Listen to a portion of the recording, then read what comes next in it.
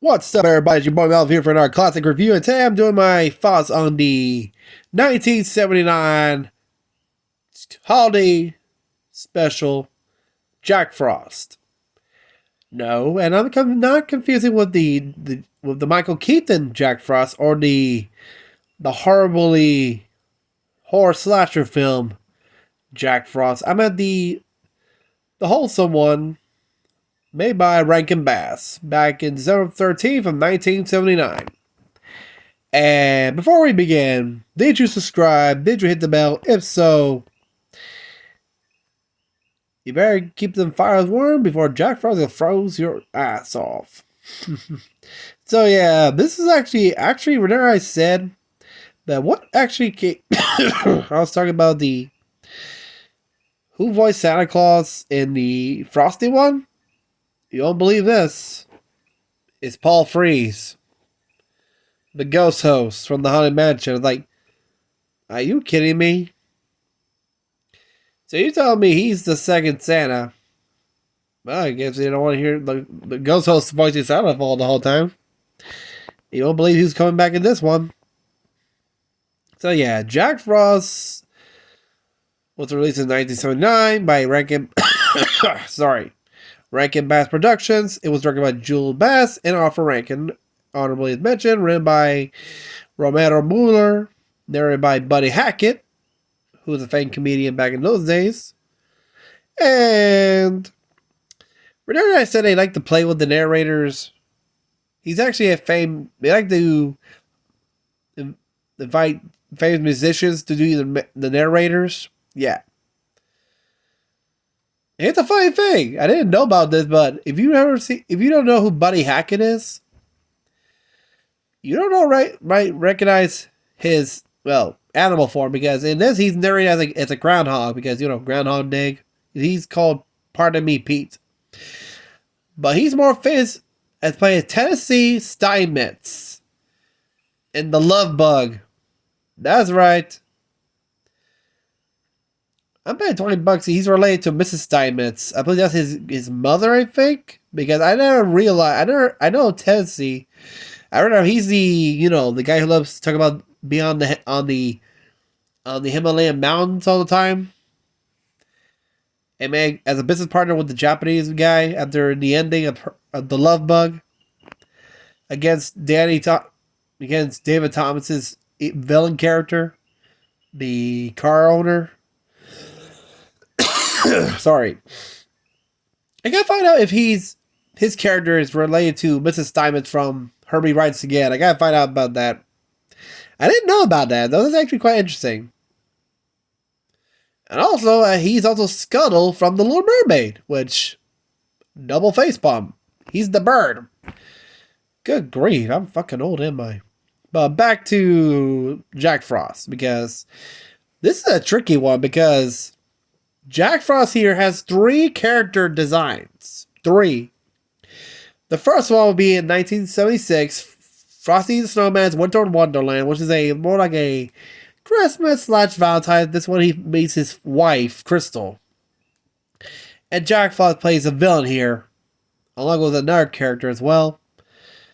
And again in Rudolph and Frosty's Christmas in July, which is, I think this is after Rudolph Shiny New Year, because I was checking, it came out in 76 as well, so this came out in 79, so another redesign of Jack as well, along with who rides with Big Ben, the whale. And finally, we have this design of Jack Frost, because he looks way more different. The other Jack was more chunky. This one's more skinnier. What's up with the redesign? Because, okay, it's weird, because how many redesigns you need of Jack Frost? I know he's Rudolph, easy. A deer with a red nose, but you can tell Rudolph has chains as well. Like a darker top and the cream skin fur on the bottom, compared to his original that had bigger eyes. This one has like small regular eyes, so you notice the difference here. But yeah, it's kind of weird, isn't it? But not just the character designs on these ones. Basically, it also has the talent that just only narrated by Buddy Hackett. It also stars Robert Morris, Deborah Klinger, and Paul Frees. It had a special premiere on NBC on December 13th, which, wow, 13th are a lucky number, isn't it? Same with Rudolph, back in 64. 1969, and tells the tale of Jack Frost and his adventures as a human. It airs annually in AMC as part of the Best Christmas Ever programming block. It's kind of weird why they never showed it along with. I wonder if they showed it with their new block with ABC's, 25 Days of Christmas Rankin Bass specials. I think that would count as well because, hey, it's a Rankin Bass, so yeah. The voice cast Ron Morris as Jack Frost, Buddy Hackett as Pardon Me Pete, who's a groundhog, which in the opening credit, rarely they do these little gag newsreels. And Christmas, it's Groundhog Day, of course. Everybody's waiting for the arrival of Pardon Me Pete to see his shadow, because if the groundhog see his shadow, more winter. If no, spring is coming. Of course, Pardon Me Pete tells him his secret shadow, which, of course, when he arrives, the children's magic appears, and turns out there's no sun. The newsreel is like, wait, how does this happen? And it turns out, when Pardon Me Pete explains, it's a magic shadow belonging to Jack Frost. Which turns out they made a deal long ago, which explains the story of Jack Frost, which is his catchy song, Jack Frost. We also have Deborah Klinger as Alyssa, who's the love interest of Jack Frost.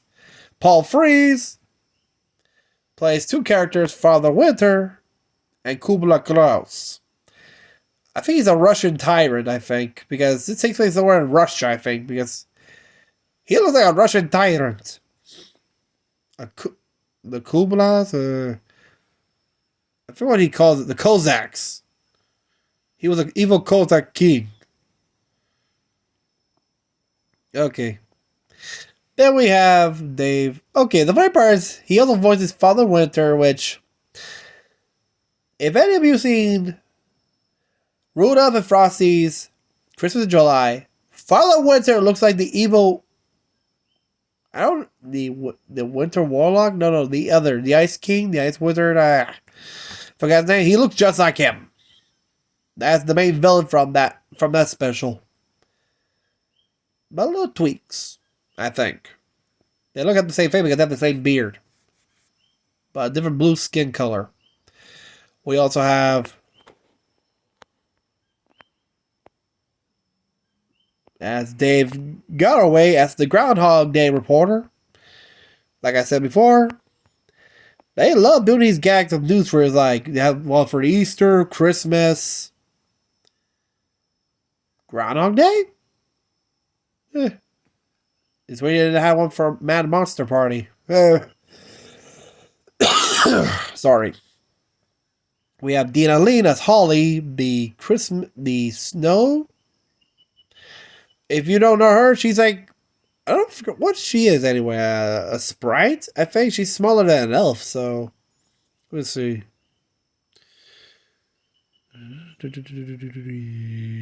A snow gypsy.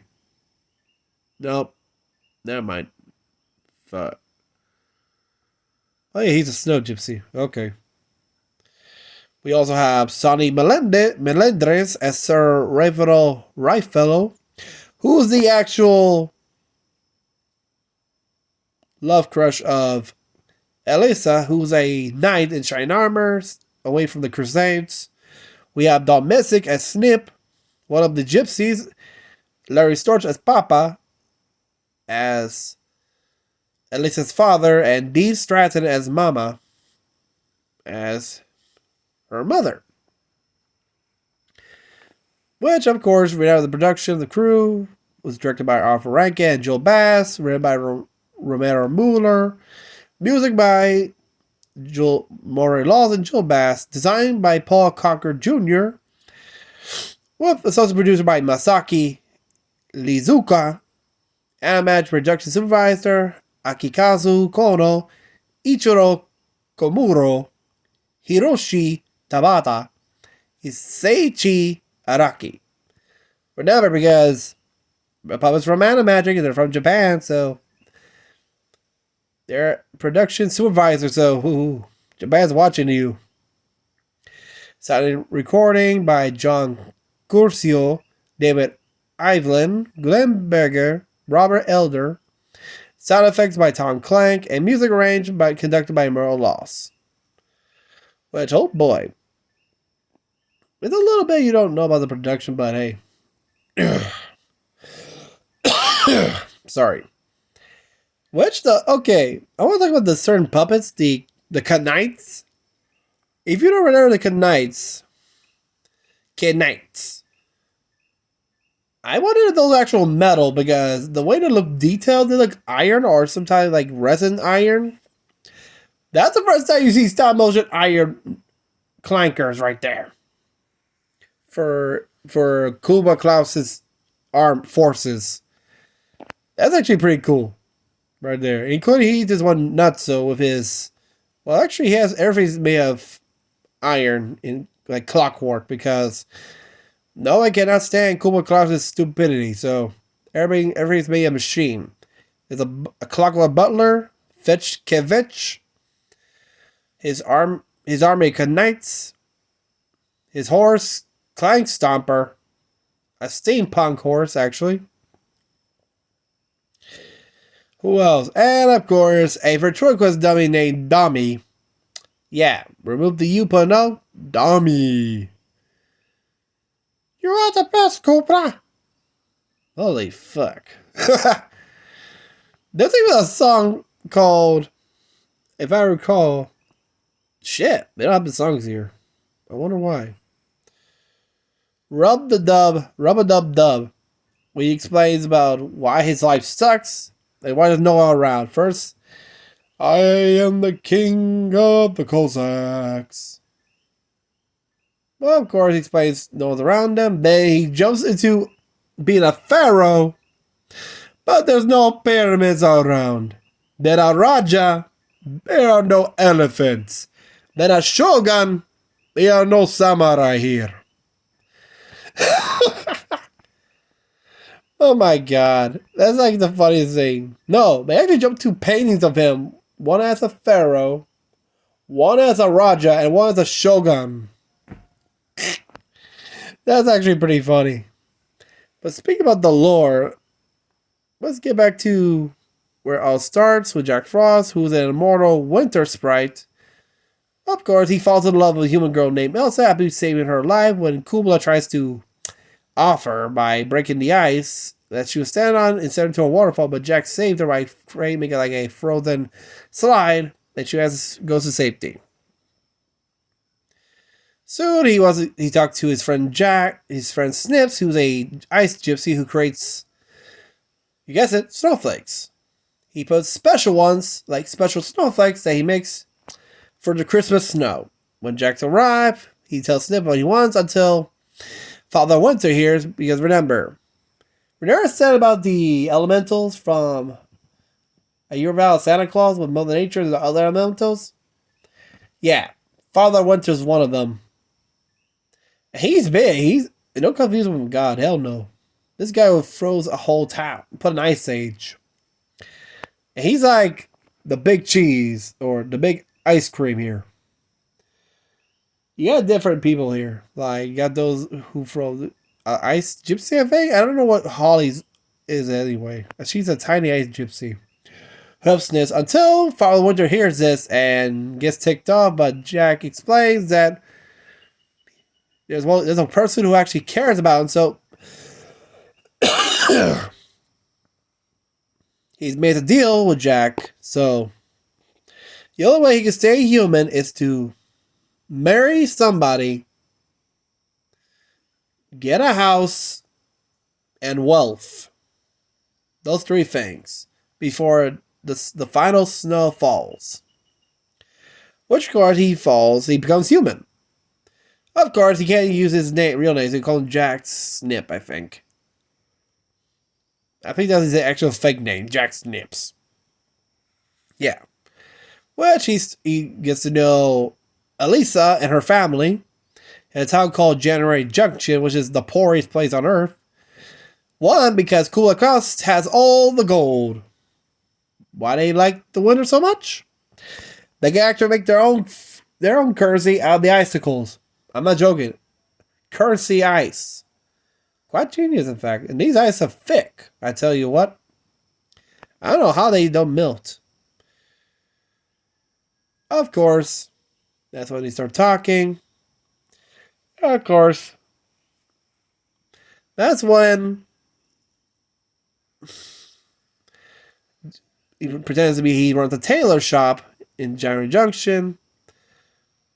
Sniff the snowflake maker and Holly, the snow gypsy. They also follow Jack because, to sure Jack does not get into trouble. Also is charmed by Jack's nib, but she harbors romantic dreams of Sir Revenal, right fellow, a knight in golden armor. Wow. She goes for a knight versus a tailor. Hey, it's a fairy tale. Soon they start having a little get to know, like, it was a scene where they like exchange presents, but it's actually nothing. Pretend what it is, and they actually enjoy it until, lo and behold, Saravel arrives home for the holidays, which of course, oh boy. Soon they plan to go to charge Kubla Khan's castle.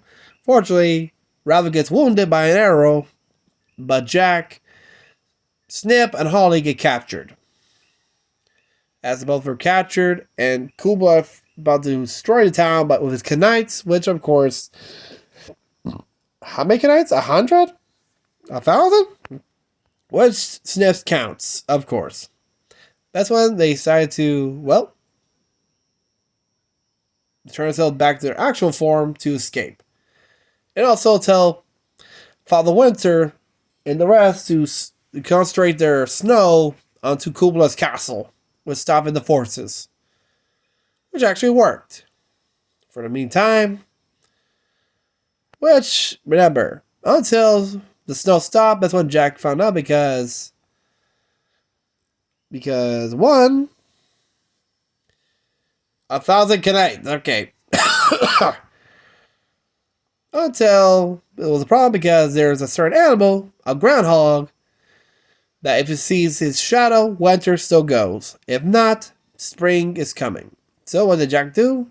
This explains how Pardon Me Pete gets his bargain. Jack pretends to be his shadow. It scares the shit out of him, which of course sends him back to sleeping. Which of course tells Father Winter that he's all his shadow, which of course more winter. That's until they have to stop because Mother Nature tells them it's time to go. And when Mother Nature gives him the signal, it's time to move on. Which of course, that's when Jack decided to do something. So he had to stop cooling himself first. Which of course, he has 1 hour left before arriving spring. Jack returns to being human to stop Kubla by tricking his Knights. Well, that's obvious because, one, he just grabbed Domi and pretended to be Domi by using his voice, so the Knights think that's actually Kubla talking as Domi. We tell him to walk off the cliff. They all fell down the cliff. Nothing but scrap iron. That's when Kubla Khan's about to attack Jack. He dodges, falls out the window, and Father Winter sends him flying with the gust of winter wind far away, never to be seen again. Soon, leaving Jack with all the gold himself, tames Clankstopper, gets a horse, and also the castle becomes his house. Now you'll be missing the axe, the hand in marriage to Elsa's parents. But unfortunately, during his absence, she has fallen in love with Sir Ravenel, and he and with her. Jack becomes a spirit again for good, and blows eyes onto Elsa's wedding bouquet, turning it white. When asked about the change, she sheds a tear saying an old friend just kissed the bride. That's the saddest part because this guy literally spent the whole time. He must defeat the guy. Well, the knight didn't do shit. He got shot at her. Retreat. And Jack's the one who got the balls to actually defeat Kubla Kraus. Damn. A knight in shitty armor, what? Jack, you deserve better. Don't be sipping her. Maybe just froze that castle for good so no one get the gold. Hell no. But yeah. Snips calls out to Jack that winter won't be the same after you because, hey, of course it won't. Before heading back to sleep, Pete says that Jack Frost still plays his tricks on him to ensure that there are 6 more weeks of winter, but he doesn't mind because he enjoys extra sleep. Good night. And that's it. Damn. To me, I think Jack deserves better. I wish she actually knew that he was Jack Frost. I mean, literally. You would agree with me, right? Because I think Jack deserves better. You look at this. This guy actually risked his entire life to your village, and you marry a knight who got shot in the arrow. He just retreated. Good grief. Sorry. But yeah, as for the whole media, the lessons for Jack Frost was deliberately lax for many years, and as in the early 1990s, independent discount home video distributors produced VHS and other DVDs, copies from 16mm prints. The special did not, as occasionally stated, lapse into public domain. The Copyright Act of 76 has taken effect by the time the special was published, which granted Rankin Bass and its successors automatic copyrights of 75 years, and the program had valid copyright notice to begin with. In the fall of 2008, Warner Bros. Via Warner Home Video, owners of the post-September 74 Rankin Bass library, released the special as an official version on DVD, using the digital remaster 35mm print as the master. And there, my friends, is the holiday special Jack Frost. So let me know what you think of this special. And to me, I never realized. I think Jack was the real hero in this special because what the hell does she see in that night? Oh boy. You're actually talking to an actual immortal versus a knight with crappy armor. He just put a bigger target and Kuma just shot him there. Big target. Oh boy. But yeah, let me know what you think of this special. Did you watch it in reruns on AMC, or you seen it on the 25 days of, that the current one has been happening now? Let me know what you think on the comments down below. Like this video, subscribe, and I'll see you next time. Peace.